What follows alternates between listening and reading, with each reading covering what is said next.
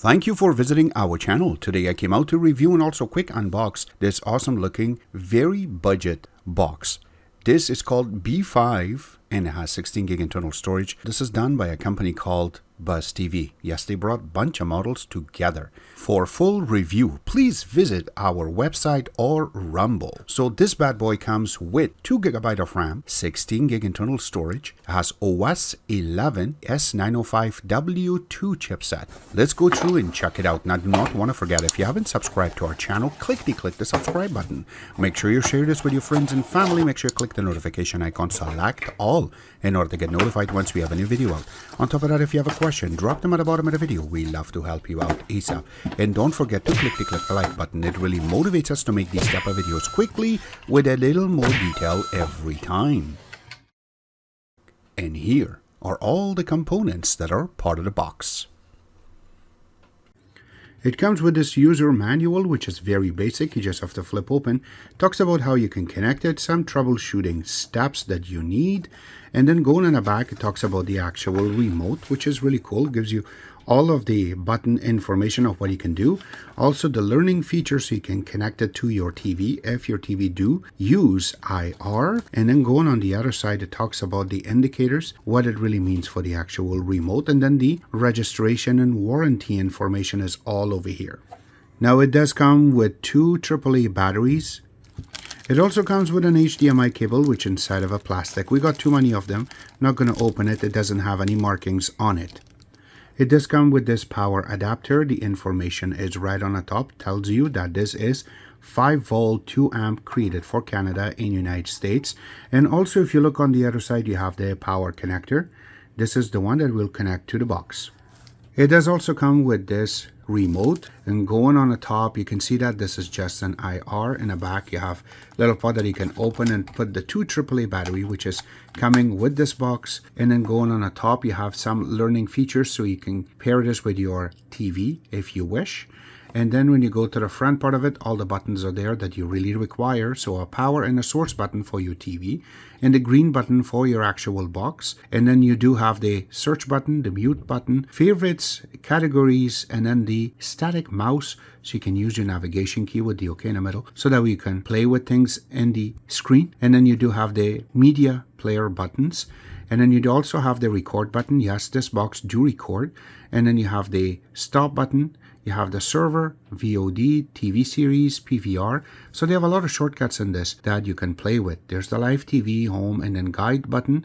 Going down, you have the volume up and down, channel up and down. You have the numeric button, and then the color buttons, which is really mandatory to play with when you're inside of the Buzztv app.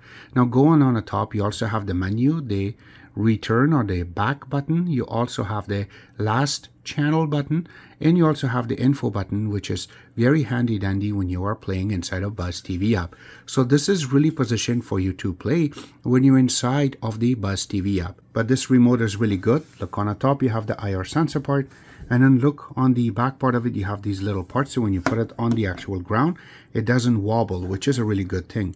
But it is designed really nicely, so you know this part is the top and this part is the bottom, because the bottom part is bigger than the top. So these are little things that I have to mention because it really stands out.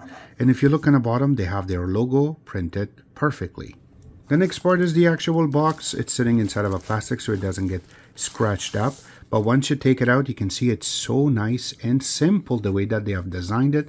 This is B5.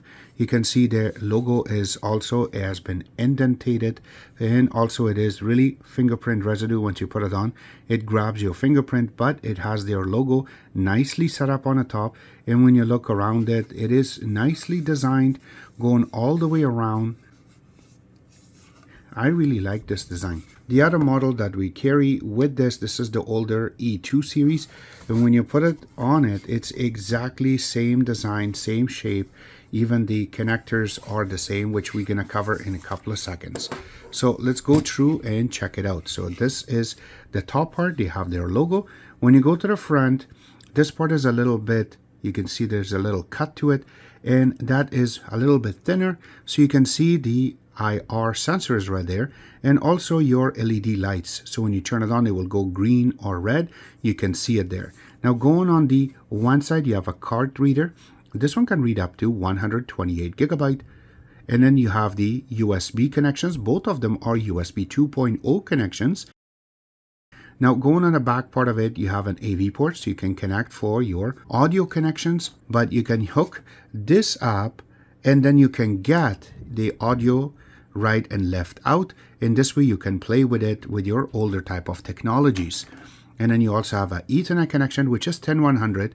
Then you have a HDMI connection, and then you have the optical audio connection, so you can connect it to your stereo system. Now remember, everything moved to HDMI, but a lot of people still use optical, so it is there. And then you have the 5-volt DC connection. Going on this side, there's nothing there. And then once you go to the bottom, it's very customized for their need. You can see the holes are also created just like their logo. The logo is there. Also, the model number has been written really big, and also the FCC is there. Another thing is these little rubber legs. They also cut it exactly like the Buzztv, or I should say the hexagon, has been cut properly. And then you have a little sticker for your MAC and serial number. And when you place it down, it doesn't really move. And this one does a little bit, but you know what? It looks really cool. And there is not much weight to it, but it's perfectly working. So let's go through, hook it up, and then play with it. You have to know that this is running OS 11. So before you connect the power, make sure you connect the HDMI. This is something to do with CEC on OS 11, which makes it work a lot better. If your TV's on and then you hook up the HDMI, this way the power shows to the box that there is something going on. And then go ahead, connect the power. You will see the blue light. That means it is just powering up, and it will stay blue. That means it's working. So this is the first boot going inside of the Buzztv B5. And yes, there will be a little animation on the start, which they kept all of them the same between all of the models. Now there is a setup which you can see right now. So you have to process this in order to go next. And while you're processing, it will ask you to connect to your Wi-Fi. So make sure that you know your Wi-Fi name and password and enter it, and then it will go in. Alright, so now we can go through and we can show you the main screen. This is how Buzztv B5 looks. It's very similar to their other models. They kept that same idea, which is making sense. So you have their name on the top, then you have settings, you also have date and time, and also the weather. This weather is taken from your IP address. As soon as you connect, it just shows you the actual numbers. Now there's the settings. I will show you exactly if you want to change this from Fahrenheit to Celsius or back and forth. Another part is they have huge icons. Now remember, you need to find a subscription in order to connect. These are just going to be empty inside. There's no connections, and these guys do not provide any channels. So I have to mention that the first thing on this. Next part is all apps. So you can select it, and all apps will show up, which is default, and these are just regular stuff that they have inside of this, except that these are just shortcuts that you can create or you can add more. When you go to it, you can select it, and then it will tell you that if you want to add or remove, we can say add. And this one right now was already there, so I just removed it. We can click on it to add, and then if you want to add anything else, you can like this, you just say yes.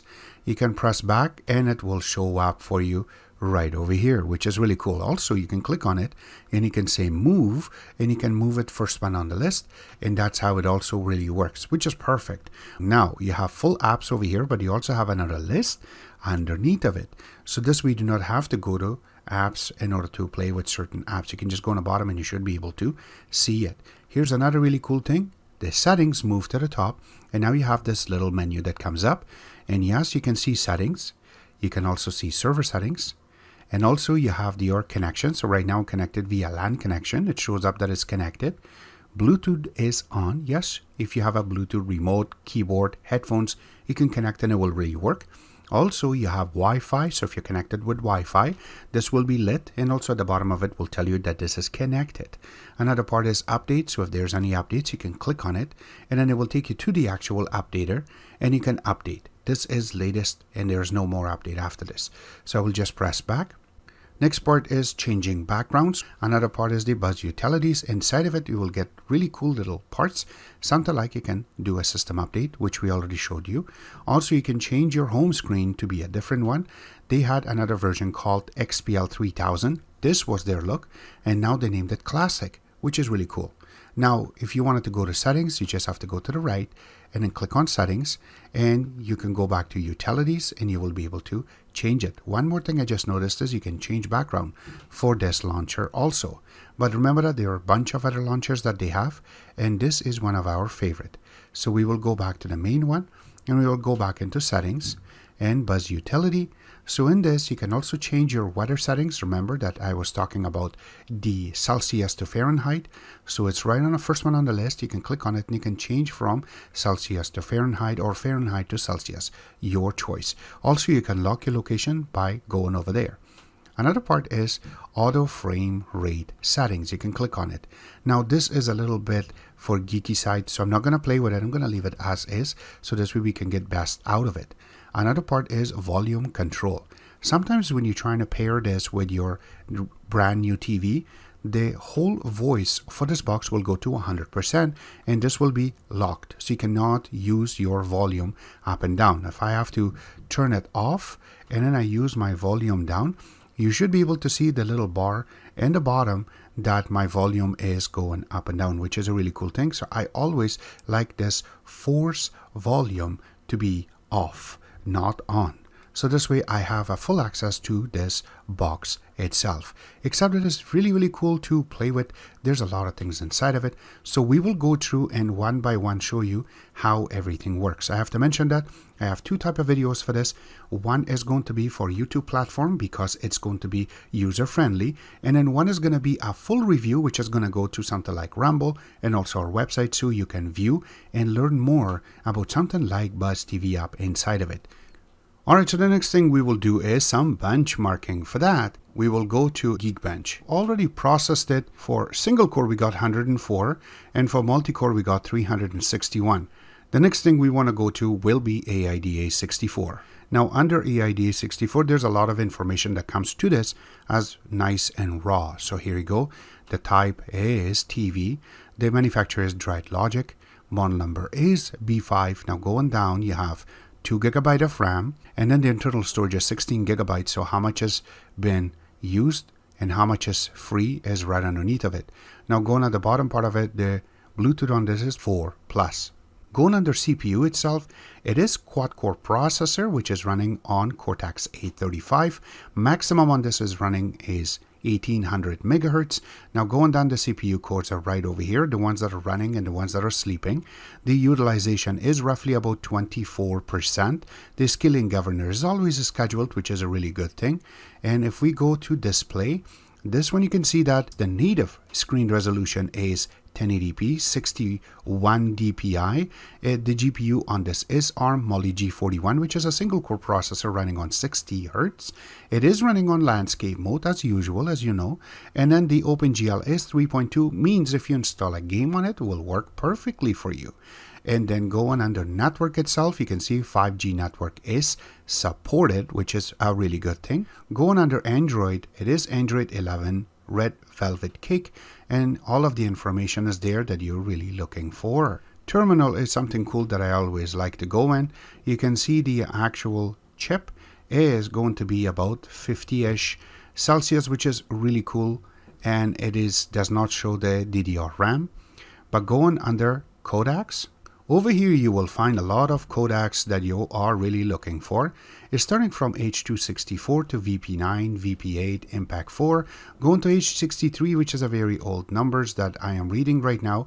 But what I really like is the VP8 and VP9, W Impact 4, yes. And if you go up a little bit, I just copied something. And if you go up a little bit, there is going to be AV1. This is a really good chip, by the way, so you can get AV1. There's a lot of places that you can go, even on YouTube, that the videos are going to be choppy, but with this box is not going to be, because AV1 is compatible with this. And then going up, there's a lot of codecs that you do want to have on any box. So the next thing we want to go to is going to be YouTube. Now I have to mention that under YouTube itself, when you go and try to play a quality, by default it plays it as 1080p. But if you press OK on this quality part, you can change it.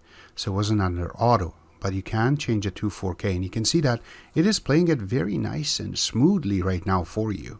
Now here's the best part. Once you go inside of it, I am capturing this as 1080p. There's 0 frame drops, which is really good, but it is playing it as 4K and 30 Hertz or 30 frames per second. The codec on this is VP9 and OPUS, and you can see most of the colors, the way that they have shown everything is very, very vibrant, and this is what we really want out of something like this.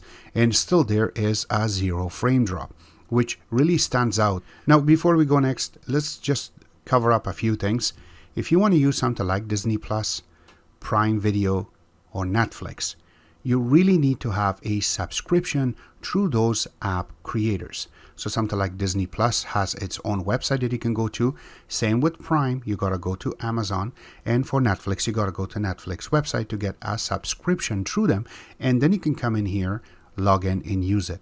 For something like Netflix, you do require to have an Air Mouse remote because it's made for tablet and phones, and they made it compatible to this box. So you have to scroll up and down in order to play. To learn more for that, watch our full review, and I am sure that we're going to show you exactly how that works. Except that, the next part we want to go to is going to be VLC. And under VLC, we have some video set up already. So let's go through and start from 1080p video. And under 1080p video, it plays it perfectly. Again, we are connected via Wi-Fi right now. And it looks like it plays it nicely. Once we change it to a LAN connection, there's going to be some pauses. So yes, there are some little limitations of how they have placed codecs and how it's going to be mishmashed inside of the firmware. They really need to work on that part. The next part is going to be a 4K video. Now this is something that we have filmed. With the Wi-Fi, it plays it. Yes, there's going to be some pauses first, but then once you start playing, it's very nice and smooth. You can see all these little parts. There's going to be some birds right now just coming up. And then all these little particles is what I'm looking for to see if it's going to crash or if it's going to break. And right now, I don't see that much breaks that is going through. So look, we start moving the camera a little bit faster. You can see the birds right now. That's what we're really looking for to see if it's going to really break it or not. Now, this is a regular 4K video. This is not even 10-bit. Now for 10-bit, we're going to play this one. It will pause for first, but then once it starts playing, it's really nice. Now if I have to bring the volume up a little bit so you can hear it, it plays it nicely. And there's no pause to it, what I really like. So it looks like this has been perfectly ripped, or it's playing it nicely on this. This is 10-bit 4K. So yes, it will work. And I'm just going to bring down the volume a little bit, but yes, it plays it nicely on this box. So I give it a thumbs up for the 10-bit, which it is working perfectly on it. Now the last thing I want to check is going to be the speed test. Now we have already processed it 4 times, twice with the landline and twice with the 5G network. So with the landline, you have to understand that this is a 10100. And we got 93.7 for our download, and you can see the arc was perfectly done. And then for upload, we got 52, which we are capped at 52. So it is perfectly doing. And the idle time, or we call it ping, was nice and low. Now, when we tried it for second time, we got a little bit better, which is 93.9. The other one was 5. And this one is 51.7, which went down a little bit. And our ping went up just 1 point, which is really cool again. Now, when we went with Wi-Fi, this is a really cool number. As you can see, I have a gigabit internet, by the way, but I got 432 from this, and the arc keep going up, and it got steady. So we got 432 out of our 5G and 42.6 while our ping was so high. That means it can do even better. So this was a really good number. When we did it one more time, it came down a little bit to 428. Again, it's above 400. And our upload rate was perfect at 52. And our ping came down to 15. So it just depends how much of internet they have really provided for you in order to play with it. So the Wi-Fi on this box clicks perfectly. And same with LAN. Except that I really like this box. The links will be available where we can order it from. This was our take. I hope you guys like our video. If you do like it, click the like button, subscribe button on the top, comment on the bottom. Always remember to visit our own website, which is exitex.info. Like us on Facebook, follow us on Twitter, Instagram, and other social networking places. And thank you.